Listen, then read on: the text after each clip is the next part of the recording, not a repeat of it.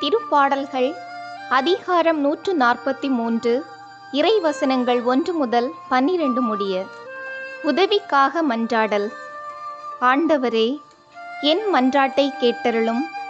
நீர் நம்பிக்கைக்கு உரியவராயிருப்பதால் உமது இரக்கத்திற்காக நான் எழுப்பும் மன்றாட்டுக்கு செவிசாய்த்தருளும். உமது நீதியின்படி எனக்கு பதில் தாரும். தண்டனை தீர்ப்புக்கு அடியானை இழுக்காதேயும். ஏனெனில் உயிர் வாழ்வோர் எவரும் உமது திருமுன் நீதிமான் இல்லை. எதிரி என்னை துரத்தினான், என்னை தரையிலிட்டு நசுக்கினான். என்றோ இறந்தொழிந்தவர்களைப் போல் என்னை இருட்டில் கிடக்கச் செய்தான். எனவே என்னுள்ளே என் மனம் ஒடுங்கி போயிற்று, என் உள்ளம் எனக்குள் சோர்ந்து போயிற்று. பண்டைய நாட்களை நான் நினைத்து கொள்கின்றேன். உம் செயல்கள் அனைத்தையும் குறித்து சிந்தனை செய்கின்றேன். உம் கைவினைகளைப் பற்றி ஆழ்ந்து சிந்திக்கின்றேன். உம்மை நோக்கி என் கைகளை உயர்த்துகின்றேன். வறண்ட நிலம் நீருக்காக தவிப்பது போல் என் உயிர் உமக்காக தவிக்கின்றது. ஆண்டவரே, விரைவாக எனக்கு செவிசாய்த்தருளும். ஏனெனில் என் உள்ளம் உடைந்து விட்டது.